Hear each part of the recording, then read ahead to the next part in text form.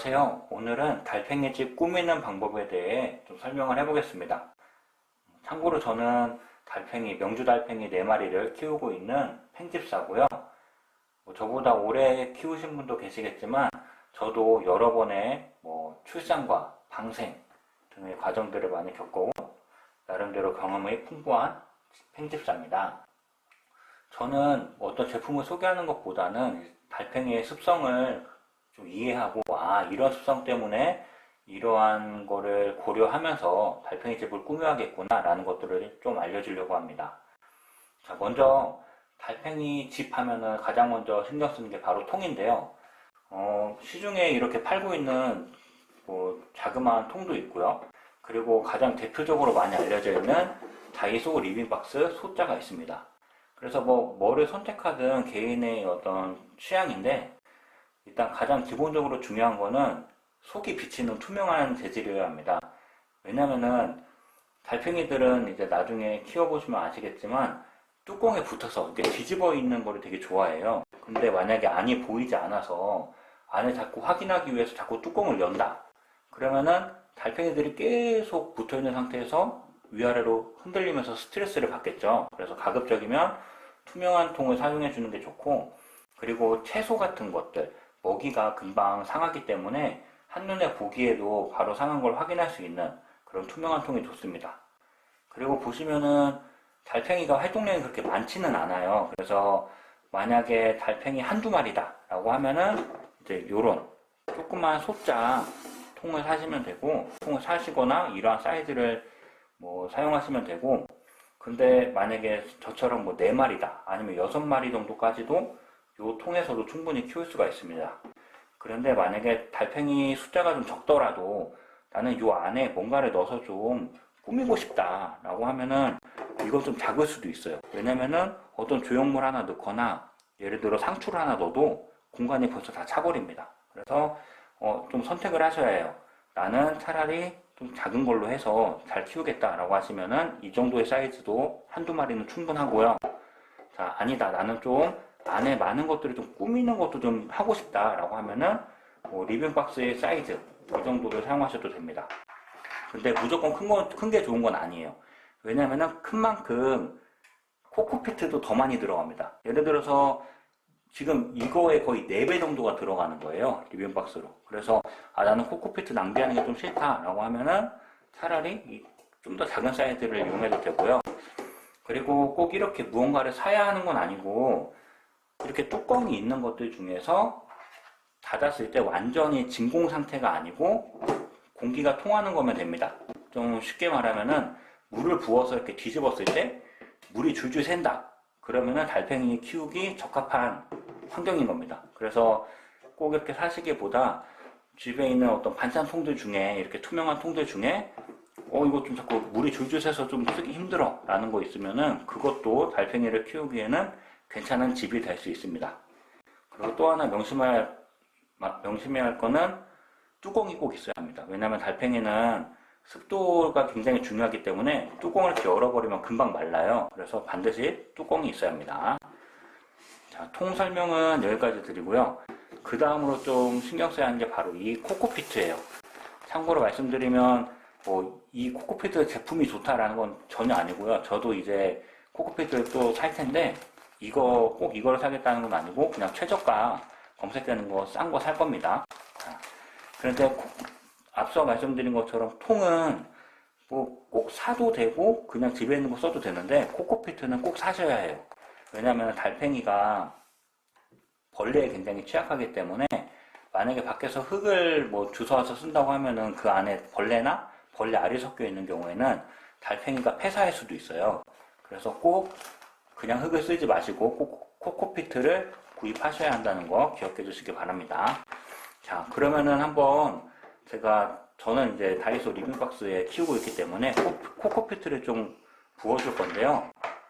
자, 코코피트를 부는 양에 대해 좀 설명을 해드리면은, 일단 부어보겠습니다. 자, 저는 이게 많이 남아있지 않은 상태여서 일단 다 부었는데, 자, 보시면 어느 정도 높이로 부어야 되냐라고 하면은, 이 집에서 키우고 계신 달팽이의 그 크기에 따라 좀 다릅니다.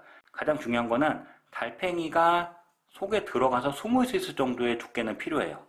그래서 만약에 우리 달팽이는 이 정도만 해도 충분히 안에 들어갈 수 있다라고 하면 이 정도만 쌓아주셔도 되고, 만약에 좀 더 크다 달팽이가, 그러면 한 이 정도까지 뭐 쌓으면 충분하겠죠. 그래서 이렇게 쌓으면 되고, 만약에 근데 이렇게 두껍게 쌓으면 좋긴 한데 통이 너무 커서 좀 비효율적인 것 같다, 코코피트가 낭비되는 것 같다라고 하면은 한 가지 팁을 드리면, 굳이 이렇게 평평하게 다 똑같이 넣을 필요가 없습니다. 차라리 저도 많이 쓰는 방식인데 이렇게 경사지게 만드는 거예요. 경사지게 만들어서 어느 쪽은 굉장히 높게 만들고 어느 쪽은 좀 낮게 만드는 거예요. 그러면은 달팽이들이 좀 쉬고 싶거나 좀 추울 때는 이쪽으로 들어가고, 활동할 때는 그냥 활동할 수 있겠죠. 그래서 한 가지 팁을 드리면 경사지게 만들어라, 이게 한 가지 팁입니다. 그리고 코코피트는 바로 사용하는 게 아니고 물을 뿌려주셔야 돼요. 그래서 물을 분무기를 이용해서 이렇게 좀 뿌려주시는데, 물을 어느 정도 뿌려야 되냐라는 그 인터넷에 어떤 질문들이 많이 있어요. 그래서 대부분은 뭐 코코피트를 한번 이렇게 흙을 줬을 때 물이 한두 방울 떨어질 정도로 부어라, 뭐 이렇게 하는데, 사실은 그게 크게 중요하지가 않은 게, 코코피트에 물 한번 뿌리면은 뭐 1, 2주 후에 청소할 때 가는 게 아니고 매일매일 한두 번씩은 뿌려줘야 돼요, 이 물을. 그래서 적당히 뿌려주면 되는데, 육안으로 봤을 때 색깔이 좀 진해졌다 그러면 되고요. 이렇게 흔들어 보면은 좀 뭉쳐져요, 물기가 어느 정도 있으면. 근데 이쪽은 지금 물기가 없으니까 좀 가루지는 느낌이 들고, 아래쪽은 물기가 좀 있어서 뭉쳐지는 느낌이 들죠. 그래서 다시 한번 좀 뿌려주고, 그 다음에 또 한번 흔들어주고, 그래서 이런 식으로 하다 보면 어느새 코코피트가 색깔이 좀 바뀌어 있습니다. 그래서 이렇게 좀 촉촉한 느낌이 들 때까지 좀 뿌려주고요. 그래서 이렇게 해서 저 같은 경우는 아까 말씀드린 대로 좀 경사를 진다. 그리고 어느 정도 통에 습기가 있는 상태로 이제 물기를 뿌려주면 됩니다. 자, 그리고 좀 부가적으로 꼭 하시는 건 아니지만 가끔씩 어떤 달팽이를 위해서 조형물을 넣고 싶으신 분들이 계셔요. 그러면은 조형물을 넣을 때 어떤 것들이 좋은지를 좀 추천을 해드리자면, 저는 요 나무 재질의 장식품을 씁니다. 그러니까 이거는 사실 달팽이 집을 위해서 있는 건 아니고, 예전에 제가 식물을 가꾸다가 그 식물 안에 꾸미는 인테리어용 나무 재질인데, 뭐 이런 거 쓰시면 돼요. 근데 나무를 만약에 쓰고 싶다고 해서 밖에서 주워 오시면 좀 위험해요. 왜냐면 앞서 말씀드린 것처럼 그 나무에 어떤 벌레가 있게 되면은 달팽이한테 치명적일 수 있고요. 그리고 제가 나무를 선택한 이유는 달팽이들이 좀 나무의 어떤 재질을 느끼면 좀 편해하지 않을까라는 생각을 했습니다. 그리고 달팽이들이 좀 뒤집어져 있는 걸 좋아하기 때문에 이렇게 옆으로 붙거나 뒤집어질 수 있는 그런 조형물들, 그리고 여기 사이에 구멍이 뚫려 있어서 이쪽 안으로 들어가서 달팽이가 쉬는 경우도 많아요. 그리고 이렇게 놓는 것보다는 이렇게 놓으면은 이 안에 들어가서 붙을 수 있는 공간이 더 많아지겠죠. 그래서 똑같은 조형물도 가급적이면은 그늘이 많아지게 공중에 뜰 수 있도록 이렇게 넣어주는 것이 좋다라고 일단은 말씀을 드리고요. 그래서 이렇게 누여도 되고요. 사실 이렇게 넣어도 상관은 없어요. 그런데 저는 웬만하면 이렇게 넣습니다. 왜냐면 안쪽 구멍도 사용할 수 있고 아래쪽 면적도 넓어지기 때문에 달팽이가 붙을 수 있는 면적이 넓어져요. 그래서 이렇게 사용을 하고 있고요. 그리고 만약에 사실 집에 이런 조형물이 없는 경우들도 많이 있잖아요. 그럴 때 활용할 수 있는 게 바로 이 조개 껍데기들입니다. 자, 이 조개 껍데기들인데요.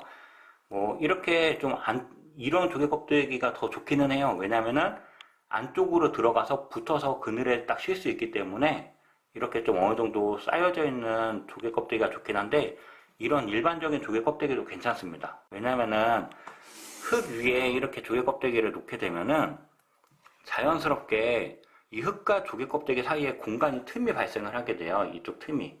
그래서 달팽이들이 이쪽 흙을 파고 들어가서 쉬는 경우도 굉장히 많고요. 그리고 이 조개 껍데기 아래쪽으로 붙어 있는 경우도 많습니다.